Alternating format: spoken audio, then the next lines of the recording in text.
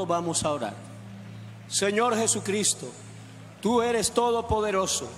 Tú puedes inspirar a este hombre y darle la suficiente palabra para que Él nos conmueva el corazón, para que Él nos guíe por tu palabra a toda verdad. En el nombre de Jesucristo estamos pidiéndote que nos des un corazón dispuesto para escuchar tu voz, Señor, un oído como el de los sabios, que se levanta de madrugada para oírte, para poder escuchar y obedecer tu palabra.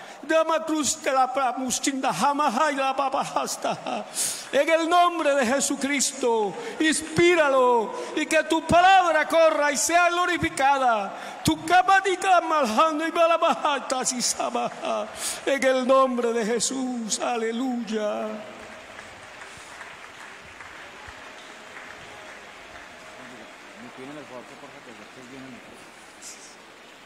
A el alto y sublime que habita la eternidad, y su nombre es el Santo de Israel, al que habita en las alturas y en la santidad, y con el quebrantado y humilde de espíritu, para hacer vivir el espíritu humilde y para vivificar el corazón quebrantado. Sea la gloria, honor, alabanzas y poder al que reina por los siglos, y su nombre es santo es. Sea la gloria, honor, alabanza y poder al que reina por los siglos, y su nombre es santo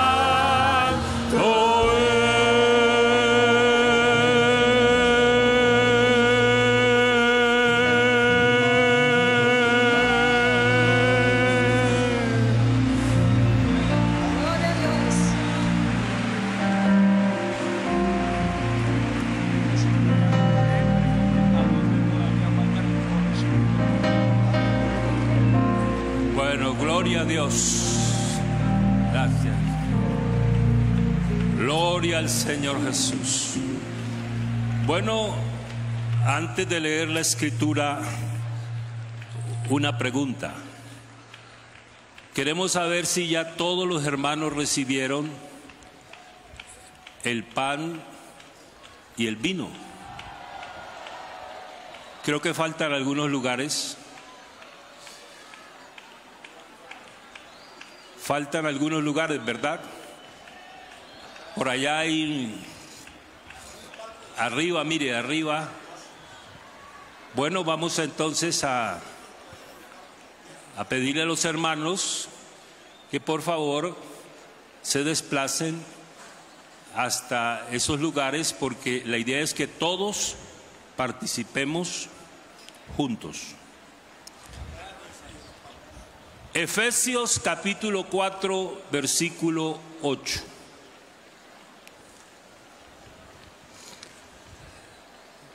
Oiga, ¿sabe que estaba seguro de una cosa? De que el Señor iba a usar a todos los predicadores.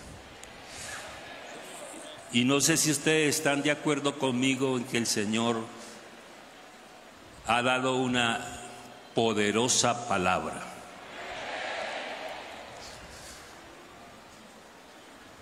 Podríamos irnos ya. y darnos por bien servidos. Pero todavía el Señor quiere decirnos algo más. Efesios 4:8, como dice: por lo cual dice, subiendo a lo alto, llevó cautiva la cautividad y dio dones a los hombres. Pueden sentarse, hermanos. Bueno, como todo buen pentecostal saluda, pues yo no soy la excepción. Les saludo a todos en el nombre del Señor Jesús. Y un saludo muy especial para las personas que nos visitan. ¿Cierto que les decimos bienvenidos? Uno, cuando sabe que hay personas nuevas en una reunión como estas, uno siente algo especial. Bueno, digámoslo mejor, el Señor le hace sentir a uno algo especial, porque el Señor es especial con los amigos. El título de esta reflexión, porque todos le han dado títulos, ¿cierto? Aquí los tengo anotados, se los voy a recordar. Es tiempo de misiones. La locura de la predicación. Aún hay lugar. La puerta sigue abierta. La palabra de Dios es poderosa. ¿Qué fue lo que Cristo nos dijo?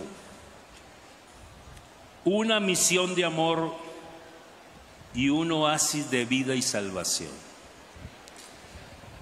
El título y les confieso que estuve luchando mucho con el título, porque le di vueltas hasta que el Señor me convenció de este título. Una aparente contradicción. ¿Cuál es el título? Una aparente contradicción. ¿Por qué ese título? Porque el versículo que leímos, en él aparecen dos aparentes contradicciones. ¿Cuál es la primera contradicción? La primera contradicción es subiendo a lo alto. Y claro, cuando yo leí eso,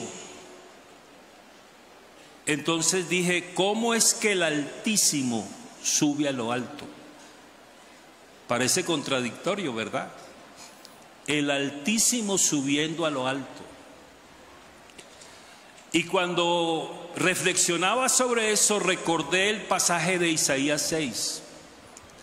En el año que murió el rey Usías, vi yo al Señor en un trono alto y sublime, y sus faldas llenaban el templo.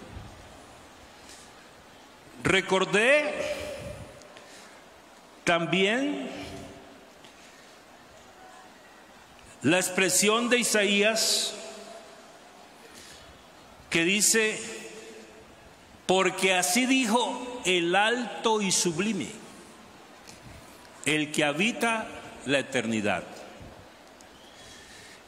y cuyo nombre es el Santo. Y dice, yo habito en la altura y en la santidad. El que habita no más en la altura, no. Dice que también con el quebrantado y humilde de espíritu. Y estaba recordando que hasta los demonios reconocieron que Él es el Altísimo. Ustedes recuerdan al endemoniado gadareno, ¿verdad? ¿Qué fue lo que él dijo a gran voz? ¿Qué tienes conmigo, Hijo del Dios Altísimo? Quiere decir que los demonios sabían que él era el Altísimo hecho hombre. Y claro, también dice de Melquisedec que era sacerdote del Dios Altísimo. Entonces parece una contradicción que el Altísimo esté subiendo a lo alto. La segunda contradicción es que la cautividad fue llevada cautiva. Cuando yo digo aparente contradicción, los que saben de gramática entienden que se está hablando de una paradoja. Porque una paradoja es eso, algo que parece contradictorio y a veces hasta absurdo, pero que cuando uno lo analiza detenidamente encierra una verdad. De tal manera que esas dos contradicciones están en ese versículo que leímos. Ahora bien, no son las dos únicas contradicciones aparentes que hay en la Biblia. La Biblia está llena de aparentes contradicciones. Por ejemplo, el rico pobre, el que dijo que siendo rico se hizo pobre. Un rico pobre es una paradoja. El Señor siervo es una aparente contradicción. El todopoderoso débil es una aparente contradicción. La máxima autoridad haciéndose obediente. El que no se fatiga, cansado. El pan vivo con hambre. El que no duerme con sueño. El agua de la vida con sed. El eterno sujeto al tiempo. El que está en todas partes recorriendo todas las ciudades y aldeas. La vida en el sepulcro. El que llena todo habitando plenamente en su manifestación en carne y continuar llenándolo todo. El que está en todas partes descendiendo y subiendo. Y hay cosas que uno piensa al respecto con relación a Jesús. Estamos de acuerdo que Él es el dueño de todo, pero nació en un vientre prestado, en un pesebre prestado, vivió en una casa prestada, cabalgó en un pollino prestado, cargó una cruz prestada, fue sepultado en una tumba prestada. Él nunca compró algo. Pero el que nunca compró algo, te ha comprado a ti y me ha comprado a mí.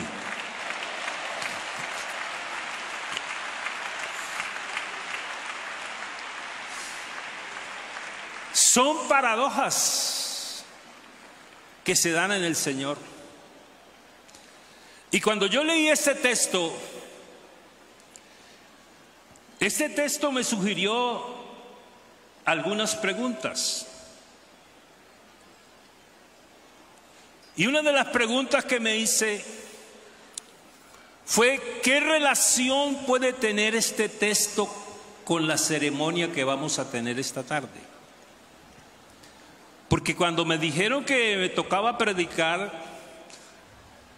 el Señor puso en mi mente este versículo.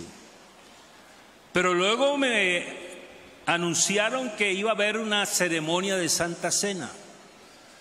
Y yo dije: oiga, ¿y este versículo qué tiene que ver con la Santa Cena? Y encontré tres cosas. La primera, que la Santa Cena anticipa la paradoja de la ascensión y glorificación del Señor. Pablo dijo en esta ceremonia, o de esta ceremonia, que la muerte del Señor anunciábamos hasta que Él venga. Y marca dos puntos: el de su muerte y el de su segunda venida. Pero entre su muerte y su segunda venida hay varios episodios. Porque para morir tuvo que manifestarse en carne. Para resucitar tuvo que morir. Y para ascender tuvo que ser resucitado. Se lo voy a decir de esta manera: sin concepción no hay pesebre. Sin pesebre no hay cruz. Sin cruz no hay resurrección. Y sin resurrección no hay ascensión. Esa es la primera conexión que encontré entre este versículo y la ceremonia de la Santa Cena. La segunda es que esta paradoja de la ascensión, porque ya dijimos que el ascender a lo alto era una paradoja, es el preámbulo de lo prometido por Él. Porque Él prometió a sus discípulos no dejarlos huérfanos.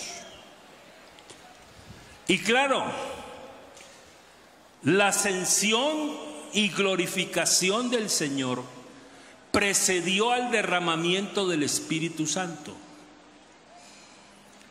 ¿Ustedes recuerdan las palabras del Señor Jesús en el último y gran día de la fiesta? Por supuesto. Jesús se puso en pie, alzó su voz y dijo: si alguno tiene sed, venga a mí y beba.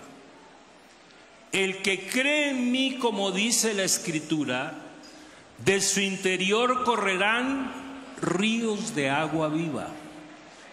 Esto dijo del Espíritu que habrían de recibir los que creyesen en Él, porque aún Jesús no había sido glorificado. Y la ascensión y la glorificación son el mismo evento.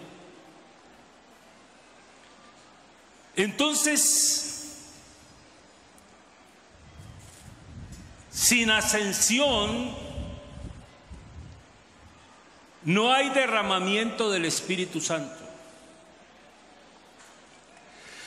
El Espíritu Santo se derramó después de que Él resucitó y llevó cautiva la cautividad. La tercera es que esta ascensión del Señor nos permite certificar nuestra comunión con el que llevó cautiva la cautividad. Entonces empecé a encontrarle sentido a este versículo. Y este versículo me sugirió una serie de preguntas. Y las preguntas que me hice es, bueno, Él no subió solo, ¿verdad? Había podido subir solo, pero iba acompañado. ¿Quién lo acompañaba? La cautividad. ¿Y ante quién la llevaba? Fue la segunda pregunta que me hice. ¿Y ustedes qué piensan acerca de eso? ¿Ante quién llevaba el Señor cautivo a la cautividad? Les voy a decir lo que yo concluí, a ver si están de acuerdo conmigo. Él la llevaba ante sí mismo, porque no hay otra persona en la divinidad.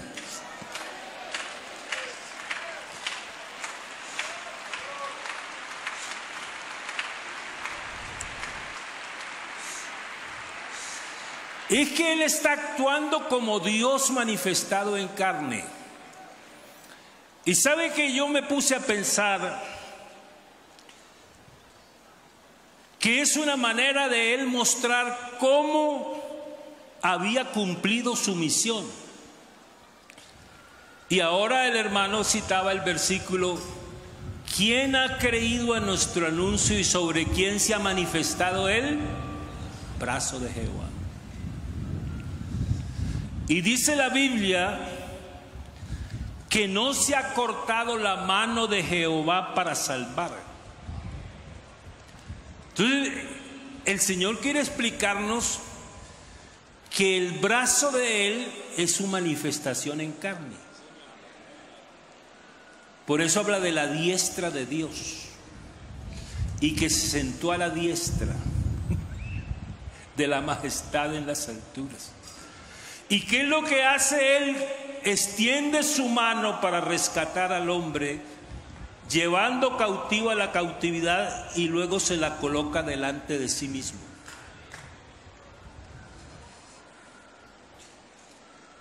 Es que es lo mismo que hará con la iglesia, porque la iglesia Él se la va a presentar a sí mismo.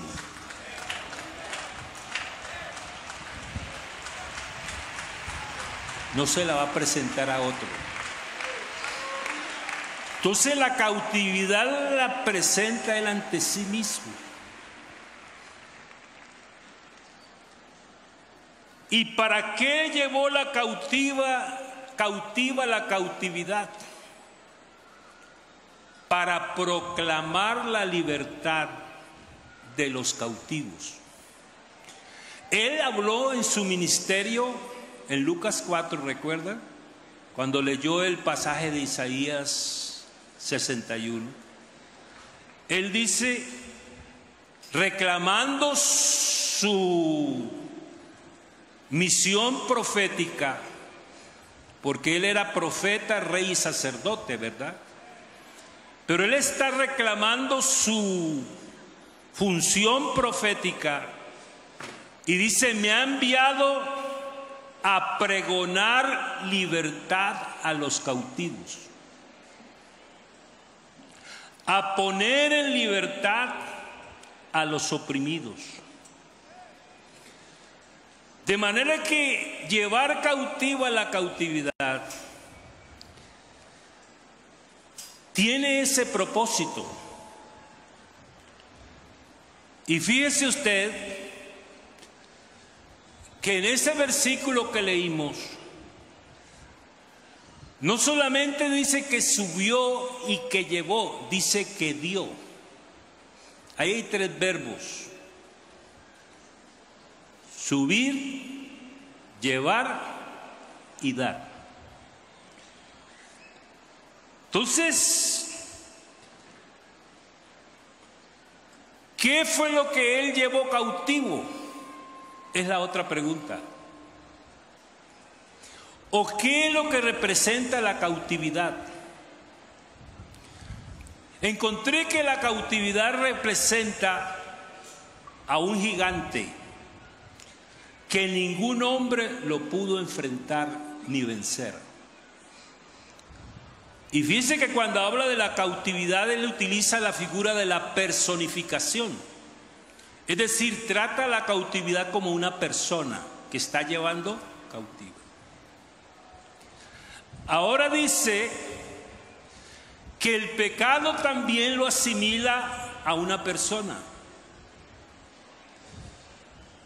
El pecado era el gigante que ningún hombre pudo enfrentar y salir airoso.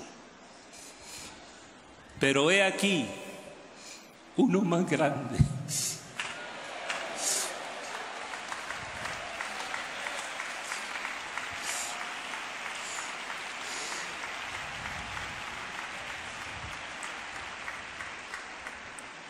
Y la Biblia dice que el pecado nos trajo condenación. ¿Y no le parece paradójico que ahora el pecado es condenado? La Biblia dice que fue condenado en la carne. El pecado condenado. Ahora, el otro gigante que ningún hombre pudo enfrentar y salir airoso fue la muerte. Y también la personifica. Y le dice: oye, muerte. Bueno, eso se lo dijo cientos de años antes. Parece que la muerte se dio por desentendida. Pero le había dicho: oiga, señora muerte, le quiero decir algo. Yo seré tu muerte.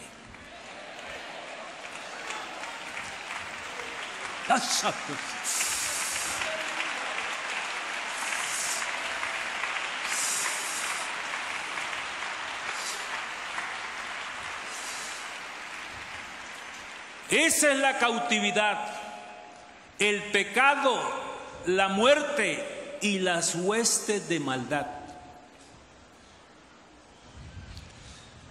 Fíjense que cuando habla de la muerte dice que por cuanto los hijos participaron de carne y sangre, él también participó de lo mismo, para destruir, escuche mi iglesia, para destruir al que tenía, ¿qué tenía?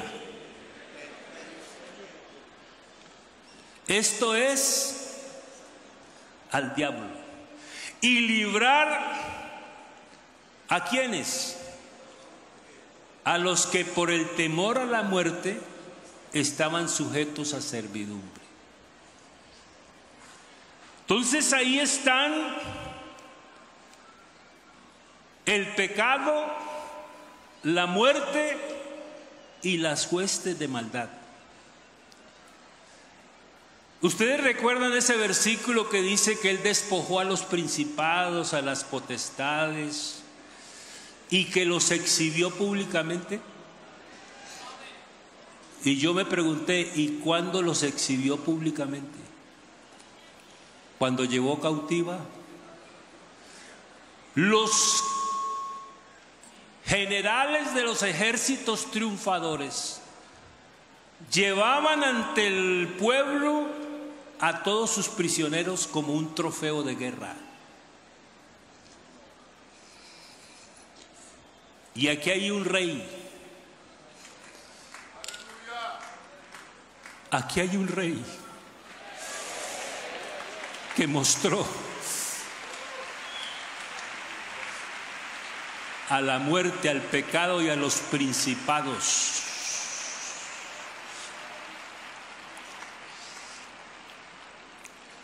Entonces, esa es la cautividad. Y fíjese usted que esa ascensión del Señor, porque mire, uno cuando lee Hechos 1, ustedes recuerdan que dice: no os toca a vosotros saber los tiempos y las sazones que el Padre puso, pero recibiréis cuando haya venido sobre vosotros. ¿Y qué es lo que sigue ahí? Y me seréis testigos en Judea, en Samaria. ¿Y qué sigue después?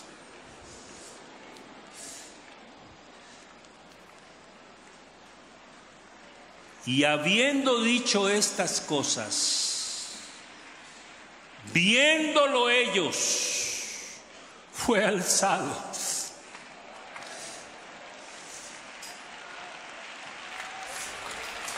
Quiere decir que su ascensión fue previa al derramamiento del Espíritu Santo.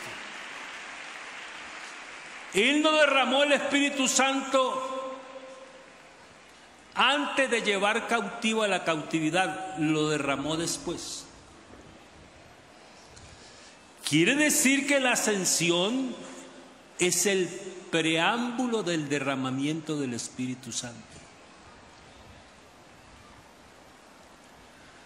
Entonces, viéndolo ellos, fue alzado y le recibió una nube que le ocultó de sus ojos. Y yo me imagino a los discípulos con sus rostros golpeados por el sol, levantando su mirada y viendo al Señor alzándose delante de ellos. Y mientras ellos lo miraban, se aparecieron dos varones con vestiduras blancas y le dijeron: oiga, los ángeles nos comunican cosas, ¿verdad? ¿Por qué estáis mirando al cielo, varones galileos? Este mismo Jesús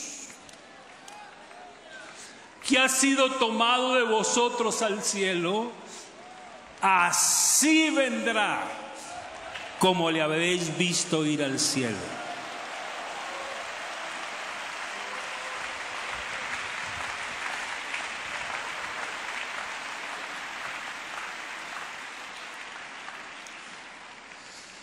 Quiere decir que la ascensión de Cristo hace que esta ceremonia que vamos a celebrar, que en ella podamos publicar a cuatro vientos el triunfo del Señor.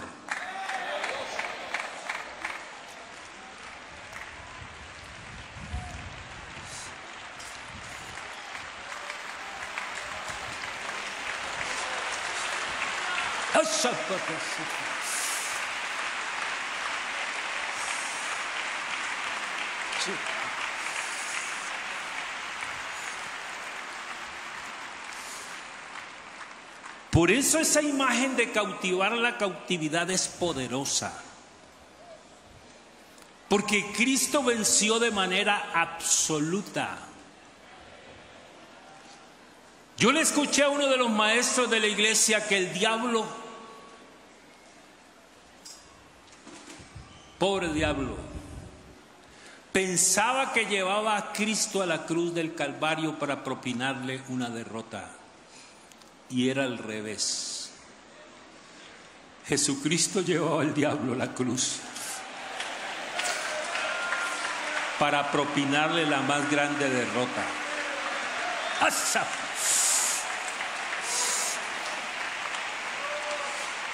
Y despojando a los principados y a las potestades, los exhibió públicamente, triunfando sobre ellos en la cruz. Entonces, tenemos aquí la victoria del Señor Jesús. Ahora, la ascensión del Señor y el hecho de llevar cautivo a la cautividad precedió a algo que es el otorgamiento de dones, porque dice que llevando cautivo a la cautividad dio dones a los hombres. Quiere decir que usted tiene un don, que estos ministros tienen don, que los hermanos del consistorio tienen don, que ustedes tienen don porque hubo uno que llevó cautiva la cautividad.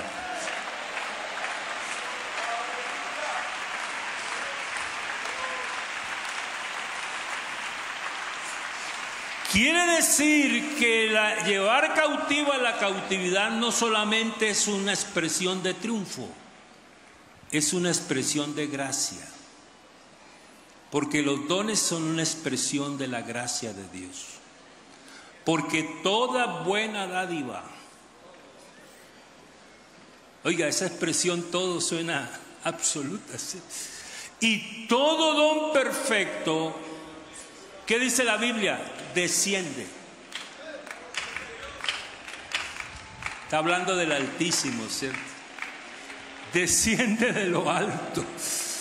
¿Y quién es el que está en lo alto? El Padre de las luces. Y en Él no hay mudanza ni sombra de variación.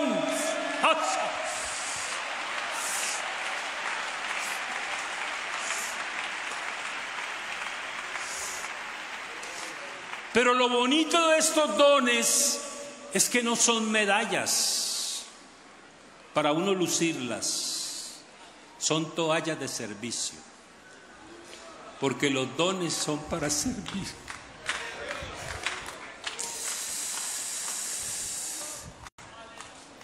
Que no nos pongan medallas,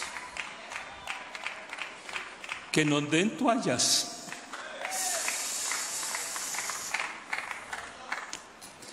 Y en eso es que el Señor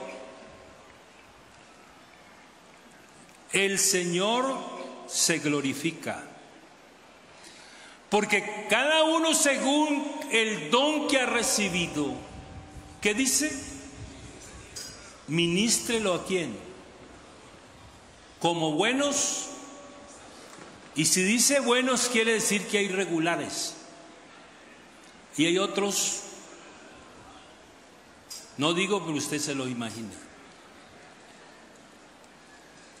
Como buenos administradores de la multiforme gracia de Dios. Quiere decir que los dones son una expresión de la multiforme gracia de Dios. Y fíjese usted, hermano, algo que le quiero decir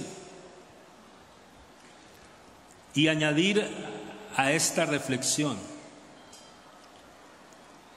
y es el hecho de que el Señor, al dar los dones, estaba habilitando a la iglesia para cumplir la misión. Y claro, a veces uno sabe que Dios lo llamó. Creo que todos sabemos que Dios nos llamó. Pero ¿sabe cuál es el problema? Que a veces no sabemos a qué Dios nos llamó. Y yo estaba hablando ahora del almuerzo con un joven que me estaba preguntando qué hacer porque tenía dos opciones entre quedarse en Colombia e ir al extranjero. Y que no sabe qué hacer. Porque irse al extranjero por su propia cuenta sería de pronto tener que renunciar aquí a la iglesia. Y él dice que eso le cuesta mucho. Y yo le dije lo que un día el hermano Reinel me dijo cuando yo le pregunté. Yo venía de Ibagué a Bogotá a acompañar al hermano Reinel en la construcción de la sede central. Y me habían propuesto venir a Bogotá a comenzar una obra en Patio Bonito. Y yo le dije al hermano Reinel, ¿qué me aconseja? Y él, con la sabiduría que le caracteriza y la calma que le caracteriza, me dijo: en el Señor, donde uno caiga, cae bien.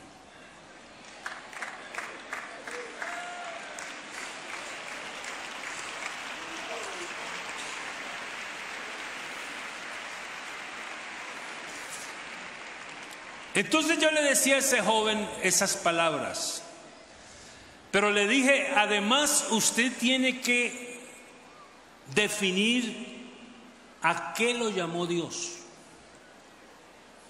Es decir, qué don tiene. Pablo la tenía clara. Él dijo que era predicador, apóstol y maestro. La tenía clara. Y nosotros también deberíamos tenerla clara. Porque mire, hermanos, tenemos de pastores a evangelistas.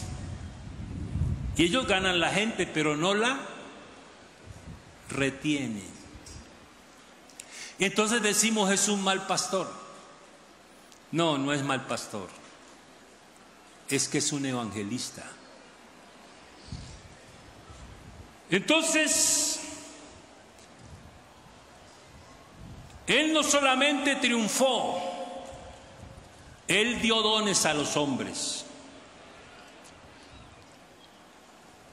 Y yo recuerdo que en una congregación que el Señor me permitió administrar por su gracia,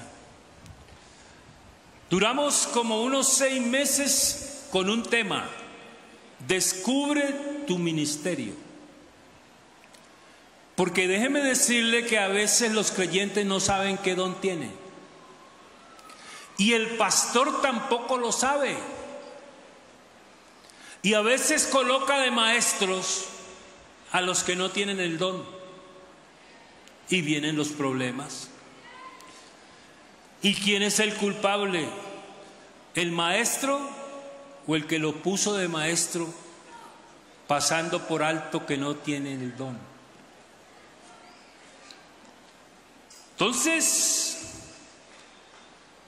había una frase de esas populares que dice que nadie sabe lo que tiene hasta que no lo pierde. Y nosotros acuñamos otra frase parecida para ese tema que estábamos enseñando. Nadie sabe de qué se está perdiendo hasta que no lo conoce. Entonces, él no solamente llevó cautivo a la cautividad, sino que dio dones a los hombres. Y miren, hermanos, ese versículo que leímos me llevó al Salmo 24. Bueno, aquí todos nuestros compañeros se saben de memoria el Salmo 24. ¿Sabe que yo tenía un problema con el Salmo 24? Yo lo leía y encontraba como una transición de 3 temas que no les encontraba conexión el uno con el otro. Pero estudiando esta reflexión, le encontré sentido, porque muestra al Señor en 3 aspectos.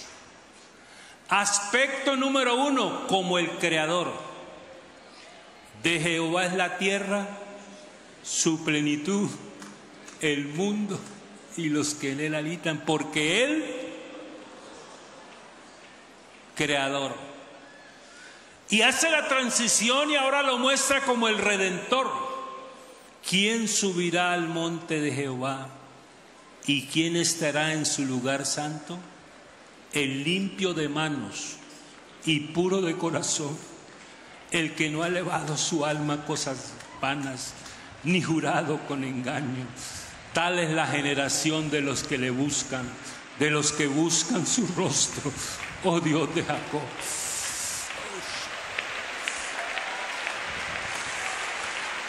¿Y quién fue el que limpió nuestros corazones? El nuevo pacto es: les daré un corazón nuevo. Aquí hay corazones nuevos. Eso de que engañoso y perverso es el corazón, dejémoslo para el antiguo pacto. Pero para el nuevo, aquí hay corazones.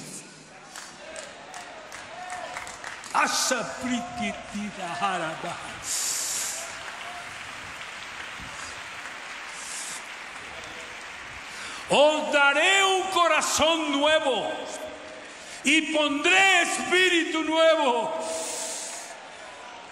y haré que andéis en mis estatutos y los pongáis por obra. Como creador, como redentor. Y el tercer aspecto, como el rey.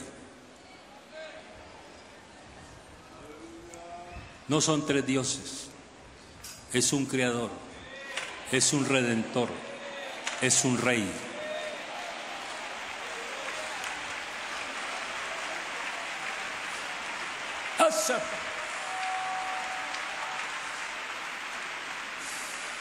Y dice: alzado puertas vuestras cabezas.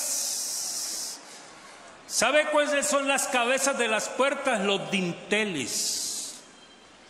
Y los palacios reales los hacían con puertas grandes, altas, para representar la grandeza del rey que vivía ahí. ¿Cómo será a la altura de la puerta del Rey de Reyes?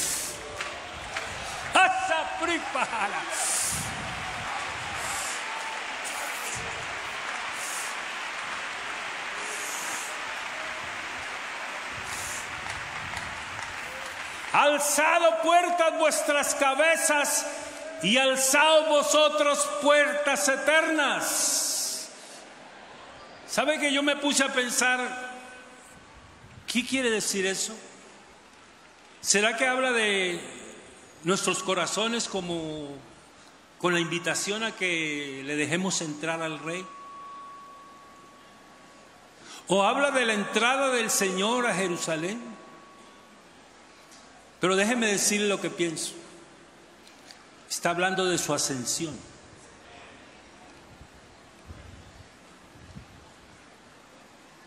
El cielo se abre, las puertas se levantan, porque viene el Rey de Gloria.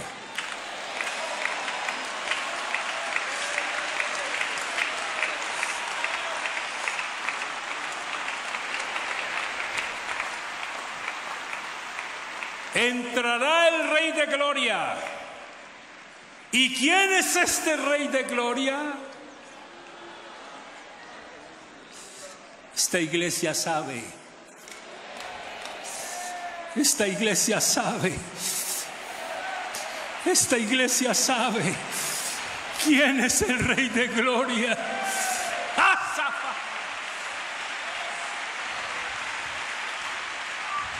Jehová de los ejércitos. Él es el Rey de la Gloria. Fíjense, hermanos, los tres aspectos: como creador, como redentor y como rey. Pero enfatizo lo del rey porque estamos hablando del que subió a lo alto, llevando cautiva la cautividad. Y mire, me puse a pensar en el misterio de la piedad. ¿Usted no ha notado que casi siempre decimos que el misterio de la piedad es que Dios fue manifestado en carne? Pero pienso, a ver si usted qué opina. Si no estamos de acuerdo, seguimos siendo amigos, ¿verdad? Yo creo que nos quedamos cortos, porque el misterio de la piedad tiene 6 partecitas. La primera, por supuesto, es que Dios fue manifestado en carne. La segunda es que fue justificado en el Espíritu. Es decir, que cuando Él resucitó demostró que Él es Dios manifestado en carne. Que fue declarado Hijo de Dios con poder según el Espíritu de santidad por la resurrección de entre los muertos. Tercera partecita, visto de los ángeles. Ellos lo vieron descender y lo vieron subir. El que descendió es el mismo que subió, dice la Biblia.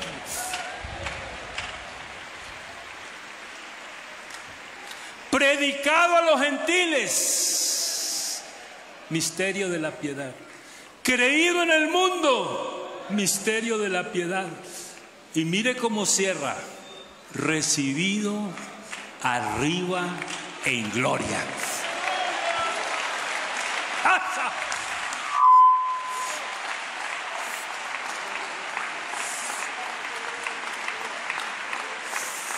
Cierto que a veces nos quedamos con la primera parte, pero nos hace falta la ascensión. Ese también es el misterio de la piedad, o parte del misterio. ¿Y qué me dice usted de Filipenses 2? Mire, usted ha leído Filipenses 2 muchas veces, yo también. Pero mire, hay una palabrita ahí que me conmueve a mí, o me impacta. Cuando dice que Él no estimó el ser igual a Dios. Cuando la Biblia dice que Él no estimó, me parece que Dios está como hablando consigo mismo. Lo que llaman los que son eruditos un soliloquio, ¿cierto? Está hablando consigo mismo. Entonces está haciendo una estimación de Él. Y se dice: yo soy el Todopoderoso. Y dijo bien, Él es el Todopoderoso. Yo soy el Eterno. Y dijo bien, Él es el Eterno. Yo soy el inconmensurable. Y dijo bien, Él es inconmensurable. Yo soy el Creador. Y dijo bien. Yo soy el sustentador. Y dijo bien. Oiga, y se citó todos sus atributos. Pero de pronto dijo: oiga, pero por sobre todas las cosas, soy Salvador. ¿De qué le sirve a usted un Dios todopoderoso que no lo salve?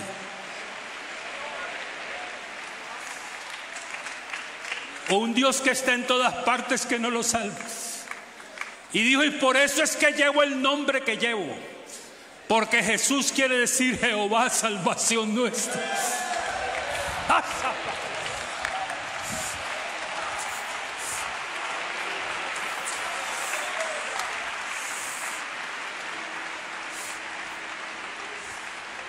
Ahora, hermanos, uno lee Filipenses 2 y uno lo ve allá en las alturas y de pronto lo ve allá despojado, humillado, obediente, hecho hombre.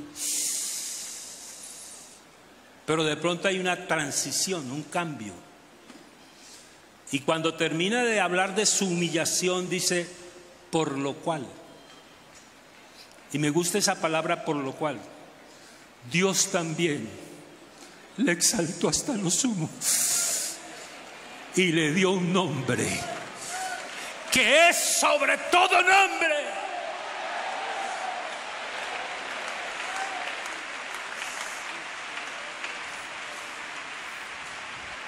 Y ante ese nombre se doblará toda rodilla, de los que están arriba en los cielos, abajo en la tierra, y los que están en los sepulcros debajo de la tierra. Y toda lengua tendrá que confesar que Jesucristo es el Señor.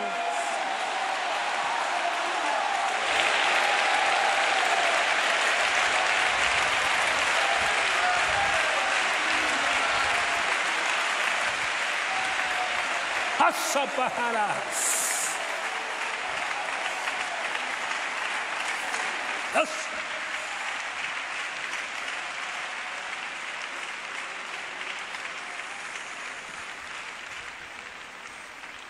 ¿Sabe que yo leía ese versículo que leímos y me invitó a ir a Hebreos? ¿Y qué dice Hebreos? Hablando de Jesús, dice que Él es el resplandor de su gloria.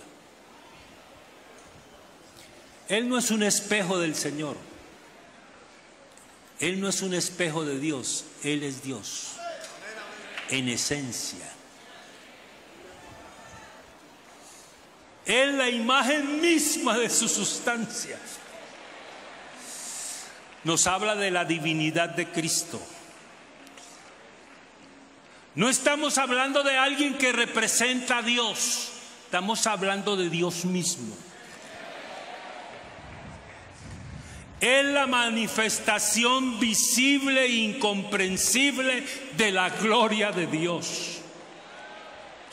Si usted y yo deseamos conocer a Dios, debemos mirar a Cristo. Jesús no solo habla de Dios, Él es Dios. Y en su rostro podemos ver el rostro de Dios. El resplandor de su gloria, dice Hebreos, el que sustenta todas las cosas con la palabra de su poder. Oiga, ¿no nota que como que juega el análisis del Salmo con el de Hebreos? Oiga, es que la Biblia es perfecta, ¿verdad? Qué bendición la Biblia. Y luego dice, la purificación de nuestros pecados por medio de sí mismo. Es decir, que lo muestra como el Redentor. Y además, dice, se sentó a la diestra de la majestad en las alturas. Lo presenta como el Dios Altísimo.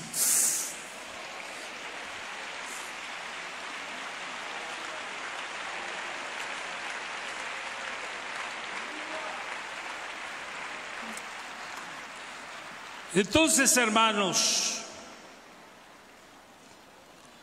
vamos a ir terminando. Aunque cuando un predicador dice que va a terminar, no le crean. No, pero créanme a mí. Mire, hermanos, hoy más que nunca la cautividad está cautiva. Y podemos vivir porque está cautiva como gente libre.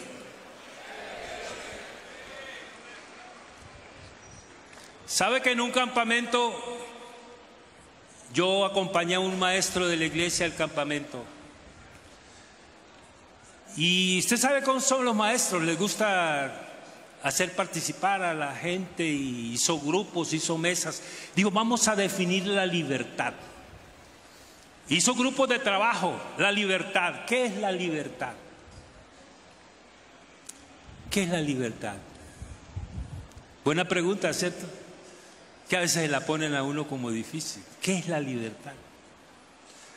Y cada uno hizo su exposición y sacamos un resumen. ¿Y sabe qué conclusión sacamos? Que la libertad es la capacidad que Dios nos da de hacer lo bueno. Porque Dios no manipula, Dios capacita. Él no tiene robots. Él nos participa de su naturaleza. Entonces, entendí por qué cuando uno se identifica con el crucificado deja de hacer lo malo. Pero cuando se identifica con el resucitado comienza a hacer lo bueno. Hay personas que dicen que no he hecho nada malo. Bueno, pero ¿has hecho algo bueno? Porque el que sabe hacer lo bueno. Aquí no solamente hablamos del crucificado, hablamos del resucitado. Porque claro, por eso es que Pablo hace el contraste entre la crucifixión y la resurrección. Él dijo, con Cristo estoy juntamente crucificado. ¿Y qué más dijo? Y ya no vivo yo. Se murió, ¿cierto? Pero ¿qué dice? Pero ahora Cristo vive en mí.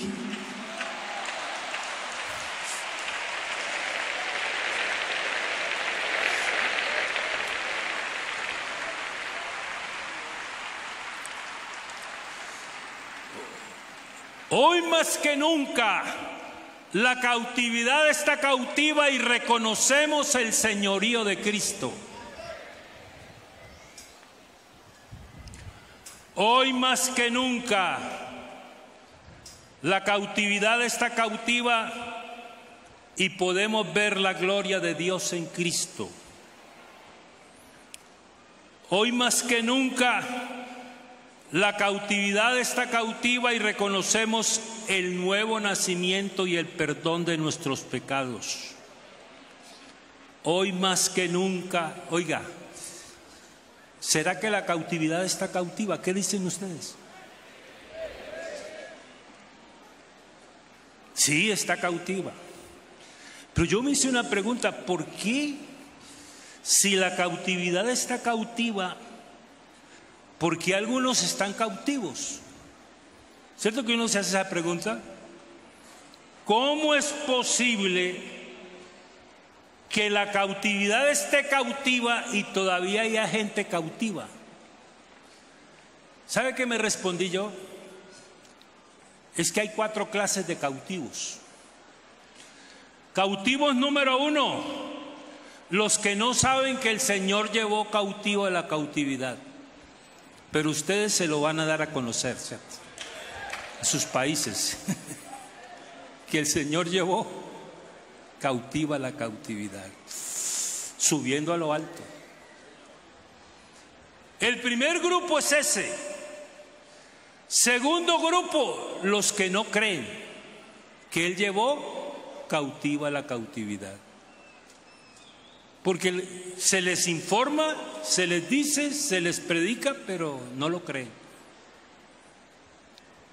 Tercer grupo, los que lo saben, pero prefieren vivir cautivos. Que los hay, los hay. Nosotros que fuimos a las cárceles a predicar el evangelio, vimos casos de hombres que los sacaban libres y hacían un delito para que los volvieran a meter a la cárcel. Porque decían, en la cárcel tengo techo, tengo pan, me dan todo. Vivo mejor en la cárcel que afuera. Pero ¿cuál es el cuarto grupo? El cuarto grupo somos nosotros. Sabemos, creemos, vivimos y disfrutamos la libertad de Cristo y no queremos volver a la cárcel.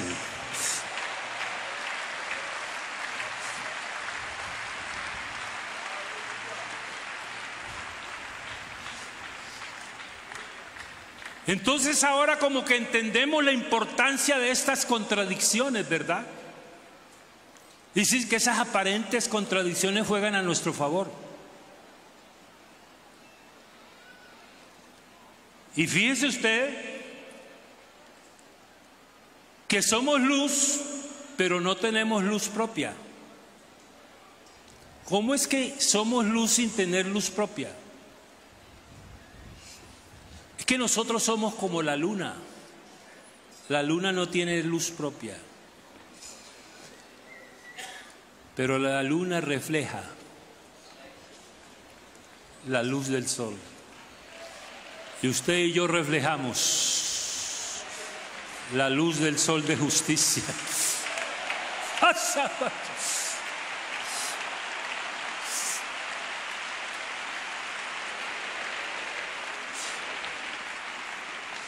Y mire, hermanos, esto de la ascensión y la glorificación es lo que nos ha cambiado la ciudadanía. Porque dice que nuestra ciudadanía está en los cielos. ¿Usted no ha notado que hay personas que se ufanan de su ciudadanía? Pues aquí ya no hay ni gringos, ni africanos, como decía el predicador, ni indígenas. Aquí todos tenemos una sola nacionalidad, una sola ciudadanía. Nuestra ciudadanía está en los cielos. Oiga, el Señor nos cambió la cédula, ¿verdad? La cédula es la que le dice a uno de dónde es. Pero ahora tenemos una cédula expedida no por el registrador de la República, por el registrador del cielo, el cual transformará. Yo quisiera que nos detuviéramos un momentico en eso. Transformará el cuerpo de la humillación nuestra para que sea semejante al cuerpo de la gloria suya, con el poder por el cual puede sujetar a sí mismo todas las cosas. Entonces, vivimos, aunque parezca contradictorio, vivimos con los pies en la tierra, pero con la cabeza en los cielos. Y al vivir con la cabeza en los cielos, estamos viviendo en una nueva dimensión. ¿Cuál es la dimensión en que vivimos nosotros? La del Espíritu. Y ahí hay contradicciones en la dimensión del Espíritu. En la dimensión del Espíritu se sube bajando.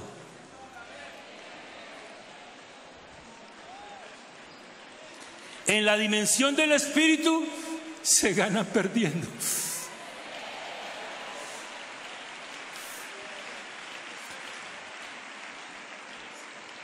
En la dimensión del Espíritu, el cáncer es curable. En la dimensión de la tierra, el cáncer no es curable. Pero en la del Espíritu, el cáncer es curable. En la dimensión del Espíritu, los desahuciados se levantan.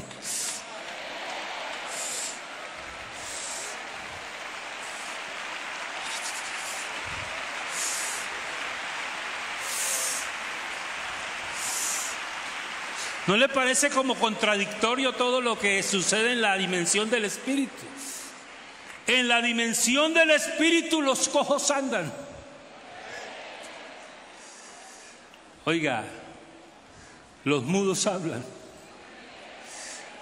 los leprosos son limpiados. En la dimensión del Espíritu yo puedo levantar 100 kilos con una mano.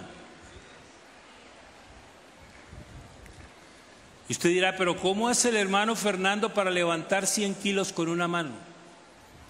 Yo los puedo levantar en la luna, en otra dimensión. Porque en la luna 100 kilos son 16 kilos. Entonces entendí por qué es que en la dimensión del Espíritu el Señor dice, mi yugo es fácil y ligera mi carga. Ay.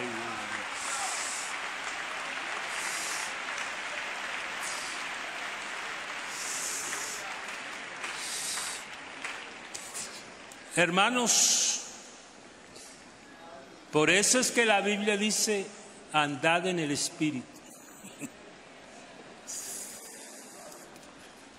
Y para andar en el Espíritu hay que vivir en el Espíritu. Y eso de vivir es muy importante. Porque hermanos, nosotros no hacemos cosas para Dios. Nosotros vivimos para Dios. Porque no todo el que hace cosas para Dios vive para Dios, pero el que vive para Dios hace cosas para Dios.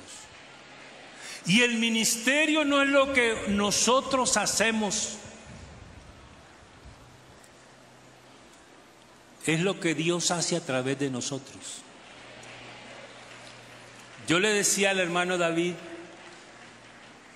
que el libro de los Hechos quedó mal titulado, porque los títulos no son inspirados. No es el libro de los Hechos de los Apóstoles, es el libro de los Hechos del Espíritu Santo a través de los apóstoles. Y casi siempre nosotros decimos que estamos en la presencia del Señor, pero aunque parezca contradictorio, le voy a decir esta noche algo, hermano querido. Nosotros no estamos en la presencia del Señor, nosotros vivimos en la presencia del Señor. Porque estar denota temporalidad, pero vivir denota permanencia. Eso parece contradictorio, ¿sí? ¿No le parece contradictorio que hay hermanos que son muy buenos en la reunión del culto y muy regulares en la casa? ¿Por qué? Porque hemos descuidado algo que no deberíamos descuidar. Le hemos dado tanto énfasis al culto congregacional, que es importante, por supuesto, porque la Biblia dice no dejando de, pero hemos descuidado el culto personal. Y por eso un hermano le dice al otro, agradezca que estamos en culto, pero afuera nos vemos.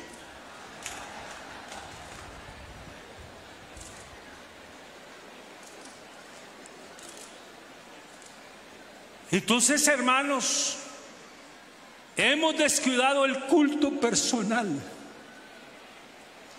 Y eso me lleva a decir algo que parece contradictorio. Oiga, aparentes contradicciones.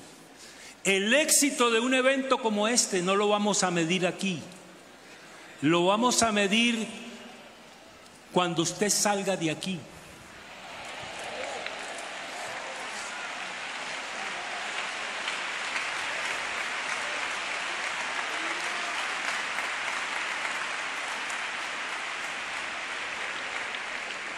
Hermano, es que esto no es para uno emocionarse, esto es para uno convencerse.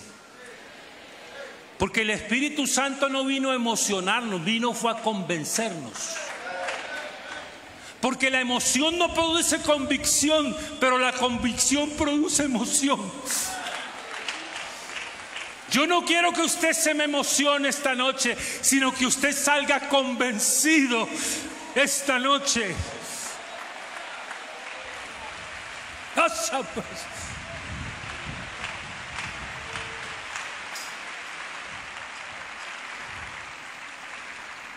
Hermano, es que vivir son 24 horas al día.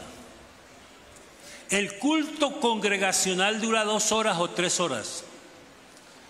Pero el culto personal, ¿cuántas horas dura? 24 horas al día. Entonces, iglesia, aunque parece contradictorio, usted va a seguir en culto ahora que salga de aquí. En el culto personal.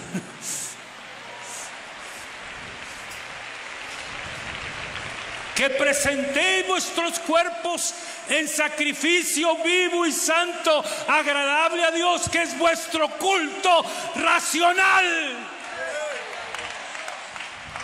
Ese es nuestro culto personal.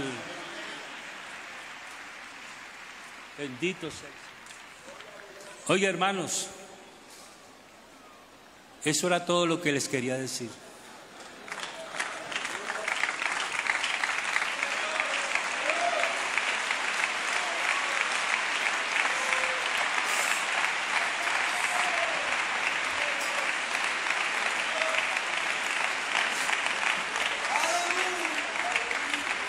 Mira, hermanos, ¿sabe que aunque parezca contradictorio, no sé si usted me va a calificar mal, pero espero que no? Mire, hermanos, uno a veces se vuelve conductista Porque, claro, uno le gusta pedir glorias a Dios. ¿Cuántos dicen? Gloria a Dios. Con más vida, gloria a Dios. Y fue que no desayunaron, gloria a Dios. Y que lo escuche todo Cali, gloria a Dios. Pero hermanos, ¿usted no le parece que a veces somos como que empujamos a la gente?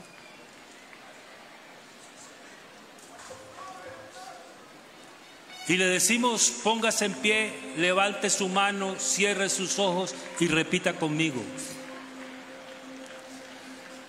Cuando yo entendí eso, yo dejé de pedir glorias a Dios y de pedir aplausos.